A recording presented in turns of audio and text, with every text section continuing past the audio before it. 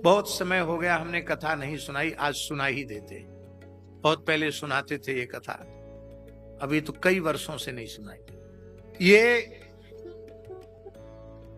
हमारे भारतवर्ष के हिमालय क्षेत्र में जो भगवान अमरनाथ हैं, इन अमरनाथ बाबा के निकट एक विशाल वटवृक्ष के कोहड़ में एक अंड के रूप में प्रकट हो गए।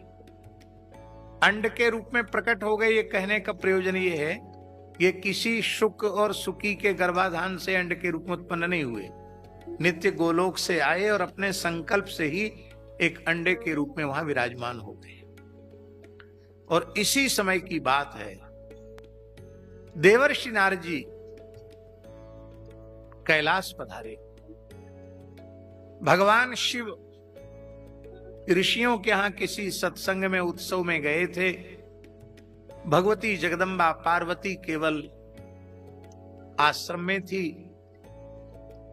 नारद जी तो उनके गुरुजी हैं। नारद जी का आओ भगत की आदर किया, प्रणाम किया, आओ गुरुजी विराजो। कहा कहो भगवती पर्वत नंदनी, आनंद में तो हो ना।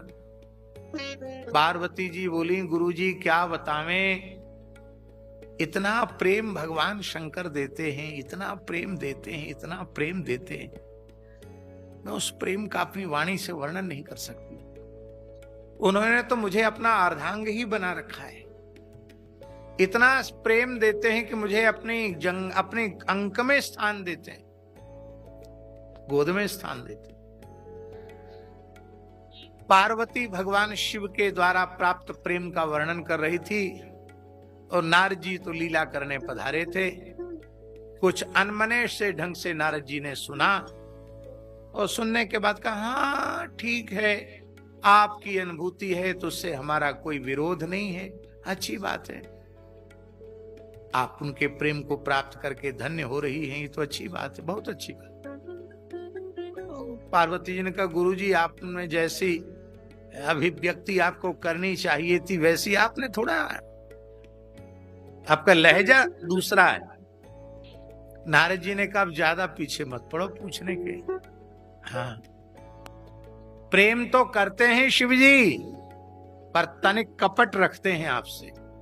कहा, क्या कपट रखते हैं? का चिता भस्म क्यों धारण करते हैं? कभी बताया आपको? नहीं बताया। अस्थिमाल क्यों धारण करते? कभी बताया? नहीं बताया। मुंडमाल क्यों धारण करते? कभी बताया? और उस मुंडमाल में किस किस के मुंड हैं? कभी बताया? बोले ये हमने पूछा नहीं। बोले पूछ लेना, बताएंगे नहीं। यही तो कपट है। अरे सब चीज बतानी चाहिए उनको कि हम क्यों ऐसा करते हैं, नहीं बता, यही तो कपट है। देखो अब हमको दोष मत देना, तुमने पूछा हमने बता दिया, नारायण नारायण। नारद जी चले। भगवान शिव लौट के आए, देखा पार्वती जी बहुत अनमनी सी उदास है। शिष्टाचार में थोड़ी उठ के खड़ी हुई, अगवानी तो की, पहले जाके फिर बैठ गई। कहा, तुम्हारा मुखारविंद प्रसन्नता से खिला रहता था, आज तुम उदास क्यों हो गए? बोले अब कुछ मत पूछो, जले पर नमक मत छिड़ो। बिना गुरु के ज्ञान नहीं होता। आज पता चला कि आप ऊपर ऊपर के प्रेम का प्रदर्शन करते हैं, दिखावटी प्रेम करते हैं, भीतर से प्रेम आपका नहीं है, आप थोड़ा कपट रखते हैं। शंकर जी ने कहा, ये ज्ञान तुमको किसने दे दिया? कोई आया था क्या यहाँ? हाँ, हमारे पूज्य गुरुदेव भगवान श्री नारद जी आए थे। बोले वाह, तब तो हो गया काम। नारद जी पक्के गुरु हैं, तुम उनकी पक्की चेली हो। नारद जी जिसको पाठ पढ़ाते हैं उसको कच्चा पाठ पढ़ाते नहीं। प्रहलाद जी को पेट में भक्ति का पाठ पढ़ा दिया। कितने पक्के निकले प्रहलाद जी भक्ति में। जयति जगति मायाम यस्य काया धवस्ते वचन रचन में एकम केवलम चाकलय्य ध्रुवपदमपि यातो यत कृपातो ध्रुवोयम सकल कुशल पात्रम ब्रह्मपुत्रम नतास्मि। अद्भुत है नारद जी। शंकर जी ने कहा भला कौन सा कपट हमने तुमसे किया? कहीं चिता भस्म क्यों लगाते हो?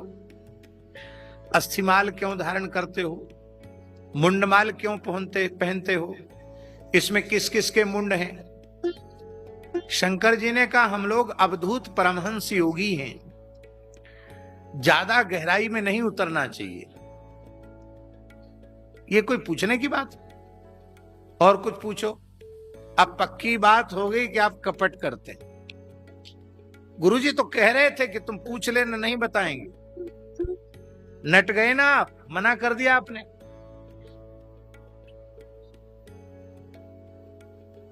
विमुख प्राणियों की चिता की भस्म भगवान शिव अपने श्रीअंग से नहीं लगाते हैं। ये जो विशुद्ध भगवत भक्त हैं,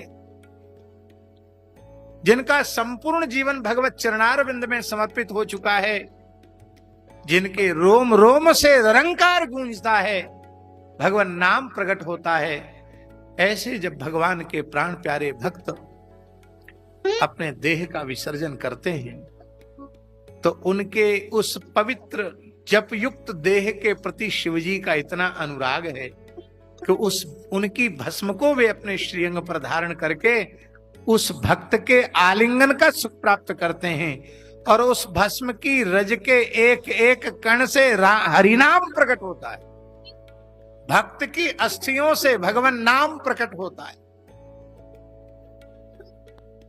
ऐसे उन भक्तों के भस्म को, उनकी अस्थियों को मैं धारण करता हूं।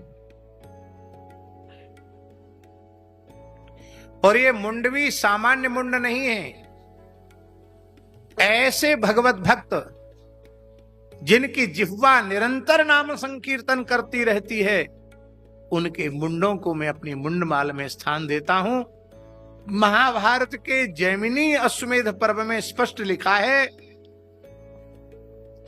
कि सुरथ सुधन्वा के मस्तक को भगवान शिव ने अपनी मुंडमाल में स्थान दिया, क्योंकि मरने के बाद भी सुरथ सुधन्वा की जिह्वा से कृष्ण नाम प्रकट हो रहा था। और एक रहस्य और है देवी पार्वती, इसमें कुछ मुंड तुम्हारे भी हैं। अरे मेरे मुंड हैं क्यों? तुम भी तो बहुत भजन करती हो, राम राम जपती हो। राम रामेति रामेति रमे रामे मनोरमे सहस्रनाम तत्तुल्यम राम नाम वरानने सहस्रनाम सम सुन शिववाणी जप जेई पी संग भवानी। तुम्हारा मुंड भी मैं, जब तुम्हारा समय पूर्ण हो जाता है, तुम्हारे मुंड को भी मैं अपने मुंड माल में स्थान देता हूं। कितने मुंड हैं हमारे? बोले देख तुम ही गिनती कर लो कितने, बहुत हैं। तो भगवान, इसका मतलब तो यही है कि आप अविनाशी परमात्मा हैं और मैं समय समय पर देह का त्याग करती हूं। हाँ देवी, तुम ठीक कहती हो। तुम देह त्याग करके नया देह स्वीकार करके मेरी सेवा में पुनः आती हो। जैसे तुम पिछले शरीर में सती थी, फिर इस जन्म में पार्वती हो गई। तो भगवान, आपके ऊपर मृत्यु का प्रभाव क्यों नहीं होता और मेरे ऊपर मृत्यु का प्रभाव क्यों हो जाता है? भगवान शिव ने कहा, देवी मैं अमर कथा का आश्रय लेकर के रहता हूं, उस अमर कथा के रस का पान करता हूं। उस रस के पान के प्रभाव से जरा जन्म मृत्यु काल ये मेरा स्पर्श नहीं कर सकते। पार्वती जी ने कहा, वो कथा आपने हमको क्यों नहीं सुनाई?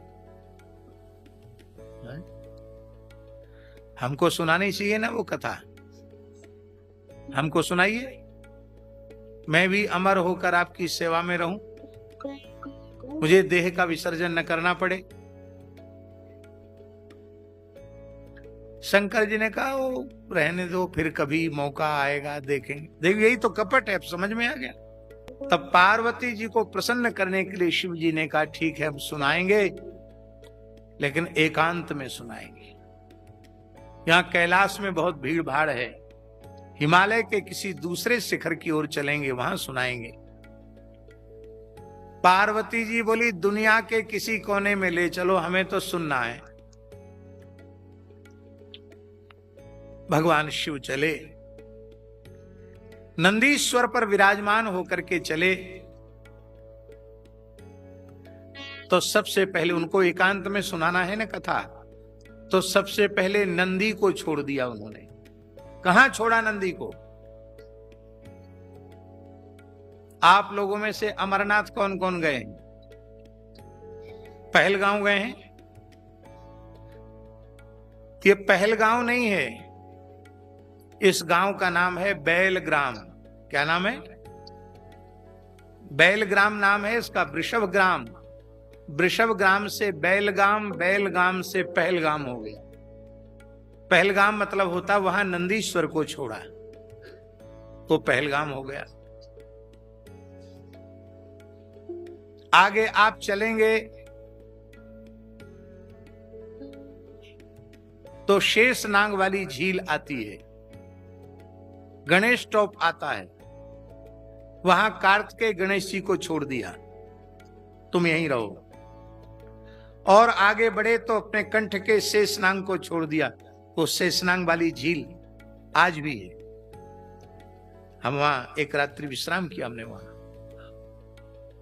वहां से आगे चलकर पंचतरणी है, वहां गंगा जी को छोड़ दिया, चंद्रमा को छोड़ दिया, केवल शिव और पार्वती है बस। और उस पवित्र गुफा में विराजमान हो गए, जिस गुफा को इस समय अमरनाथ गुफा कहते हैं। भगवान शंकर समाधिस्थ होकर अमर कथा सुनाने लगे और भगवती जगदम्बा पराम्बा श्री पार्वती जी नेत्र बंद करके समाधिस्थ होकर कथा सुनने लगी। किंतु शंकर भगवान ने पहले ही पार्वती जी को कह दिया था, हम आंख बंद करके कथा कहेंगे और तुम हुंकारी भरते जाना, हूं हूं बोलते जाना, जिसमें हमको पता चले कि तुम सुन रही हो। तुम हुंकारी बंद कर दोगी तो हम कथा बंद कर देंगे। हम तो आंख मूंद के कथा कहेंगे, आंख खोल के कथा कहें तो पता चले। तो मैं नेत्र बंद करके कथा कहूंगा, तुम्हारी हुंकारी का शब्द हमारे कान में पड़ना चाहिए। भगवान शंकर ने कथा आरंभ के पहले डमरू बजाया, इसलिए बजाया कि वहां के कोई पशु पक्षी वहां सब दूर चले जाए, सब दूर चले गए। डमरू को भी विसर्जित कर दिया, त्रिशूल को भी पृथक कर दिया। और जिस समय भगवान शंकर ने डमरू बजाया, डमरू के निनाद से वो बट वृक्ष के खोहड़ में जो अंड रूप में भगवान शुकदेव विराज रहे थे, अंड फूट गया, शुकदेव प्रकट हो गए। अब शंकर जी तो समझ रहे हैं कि केवल पार्वती जी सुन रही है। शंकर जी यही समझ रहे हैं कि केवल पार्वती जी सुन रही हैं, पर पार्वती जी के स्वर में स्वर मिलाकर सुखदेव जी भी सुन रहे हैं। पार्वती जी बोलती हूं, सुखदेव जी स्वर में बोलते हूं, एक साथ बोलते हूं, शंकर जी को पता न चले। कुछ लोग कहते हैं कि पार्वती जी को नींद आ गई कथा सुनते सुनते। ये कहना ठीक नहीं है, नींद नहीं आई, कथा में नींद नहीं आई पार्वती जी को। कथा रस में पार्वती जी इस प्रकार से डूब गई कि उनकी समाधि लग गई। और जब समाधि लग गई तो हुंकारी भरना बंद हो गया। शुकदेव जी ने विचार किया कि अब हुंकारी का शब्द शंकर जी को नहीं सुनाई पड़ेगा तो कथा बंद हो जाएगी, इसलिए हुंकारी वाली सेवा वो करते रहे, बीच बीच में करते रहे। कथा पूरी हो गई। शंकर जी ने नेत्र खोले तो देखा पार्वती जी समाधिस्थ हैं। तो पार्वती जी के तो समाधि लग गई, हूं हूं करने वाला कौन है? पार्वती जी को कहा, देवी क्या हुआ? भगवान आपकी कथा इतनी रसमयी थी कि मेरी तो समाधि लग गई।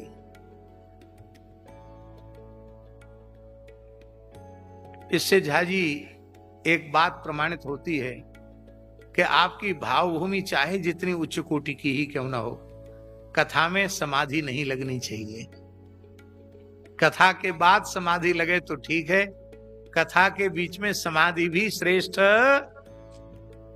क्योंकि समाधि में फिर बाहर के शब्द का श्रवण होगा नहीं, तो आप कथा के रस से वंचित हो जाएंगे।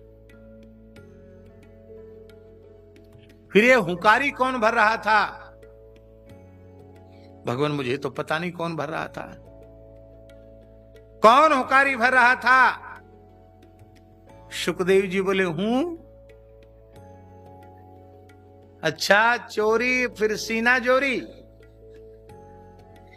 हमने जिस अमर कथा को अपने पुत्र कार्तिकेय गणेश को नहीं सुनाया, नंदीश्वर बेचारे जो हमेशा हमारा वाहन बन के रहते उनको नहीं सुनाया, अपने कंठ के शेष नाग को नहीं सुनाया, चंद्रमा को नहीं सुनाया, वो कथा इसने बिना मेरी आज्ञा के चोरी चोरी कैसे सुन ली? मैं इसे दंड दूंगा। और भगवान शिव त्रिशूल लेकर के दौड़े। शुकदेव जी, हिमालय की ही तो घटना है। शुक लीला सुख भाग कर वहां से व्यास गुफा में आ गए। व्यास गुफा जहां बद्री का आश्रम है, व्यास भगवान का आश्रम है, सम्याप्रास आश्रम। उस समय भगवान व्यास की पत्नी वटिका सूर्य भगवान को अर्घ दे रही थी।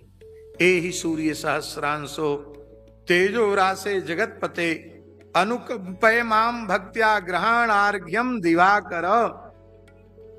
ये बोल करके सूर्य अर्घ दे रहे थे। उसी समय भगवान शुकदेव उनके मुख में सूक्ष्म रूप से प्रविष्ट हो गए। ही मंत्रोच्चारण कर रही थी तो सूर्य भगवान शुक मुख मार्ग से प्रविष्ट होकर माता वटिका के उदर में चले गए। शंकर जी त्रिशूल लेकर खड़े व्यास आश्रम में। भगवान व्यास शिष्य मंडली के सहित आए। नमः शंभवाय च मयो भवाय च नमः शंकराय च मस्कराय च नमः शिवाय च शिवतराय च इत्यादि मंगा नहीं। अब इसने पूरी अमर कथा सुन ली तो मरना तो उसको है नहीं, तब आप दंड क्या देंगे मेरी समझ में नहीं आता। तो यदि आपने कथनचित मार दिया तो आपकी अमर कथा, अमर करने वाली ये बात अप्रमाणित हो जाएगी। अरे जिस पूरी कथा को पार्वती जी नहीं सुन सकी और इसने सुन लिया, तो ये तो बात पक्की है कोई सामान्य नहीं है वह जीव। शंकर जी समाधिस्थ, अरे ये तो मेरे आराध्य श्री कृष्ण ही हैं, ये जीव हैं ही नहीं, ये तो ईश्वर कोटि के हैं। बोले व्यास तुम बहुत भाग्यशाली हो, ये साक्षात नंद नंदन श्री कृष्ण ही सुख रूप से गर्भ में आए हैं। अब तक जो अमर कथा में किसी को नहीं सुनाता था, अब ये सुख रूप से प्रकट होकर अमर कथा सबको सुनाएंगे। ये अमर कथा और कोई दूसरी नहीं है, श्रीमद् भागवत की कथा ही अमर कथा है। श्रीमद् वाल्मीकि रामायण की कथा ही अमर कथा है। श्रीमद् रामचरितमानस की कथा ही अमर कथा है। माने भगवत कथा ही अमर कथा है। इस कथा के रस को निरंतर यदि कोई पीवे तो अजर अमर हो जाएगा। सुखदेव जी प्रमाण है इसका। आज भी सुखदेव जी सदैव विराजमान हैं। 16 वर्ष के हैं सुखदेव जी, ना उम्र घटी न बढ़ी। सनकादिक भगवान आज भी 5 ही वर्ष के हैं। नारद जी आज भी ज्यों के त्यों ही हैं। इस अमर कथा रस का पान करने वाले अजर अमर हो गए। अब सुखदेव जी भीतर पेट में चले गए तो बाहर ही नहीं आते, बालक के रूप में हो गए। कितने वर्ष हो गए? व्यास पत्नी के गर्भ में 12 वर्ष हो गए। कितने वर्ष हुए? बाहर निकले नहीं, बाहर नहीं निकले। आप कहेंगे कैसी माता होगी, 12 साल तक गर्भ में सुखदेव जी को धारण किया, कितना कष्ट होगा मां को। बहुत ध्यान से सुने, भगवान और भगवान के भक्त कष्ट देने नहीं आते हैं, कष्ट हरने आते हैं। इसलिए वो 12 वर्ष गर्भ में रहकर भी उन्होंने अपनी माता को किंचित भी कष्ट नहीं दिया। व्यास जी ने कहा बेटा बाहर आओ। सुखदेव जी बोले बाहर आने में खतरा है। क्या? माया के कारण स्वरूप की विस्मृति हो जाएगी। इसलिए जहां भजन बने वहीं रहना चाहिए। गर्भ में बढ़िया भजन बन रहा है, एकांत वासा झगड़ा ना झांसा, कोई मिलने जुलने वाला भी नहीं, खूब राम राम हो रहा है, वहीं ठीक। माया के डर के मारे बाहर नहीं आ रहे हैं।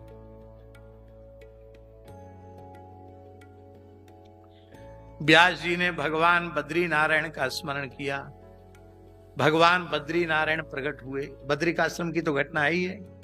भगवान बद्री नारायण प्रकट हुए। व्यास जी से पूछा हमको क्यों याद किया?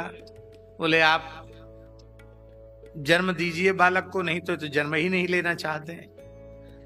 भगवान नारायण ने कहा सुखदेव जन्म क्यों नहीं लेना चाहते हो? बोले प्रभु आपकी माया से हमको भय है। भगवान बोले हम आश्वासन देते हैं मेरी माया आपको छू नहीं सकेगी। अरे भला आपको मेरी माया कैसे स्पर्श करेगी?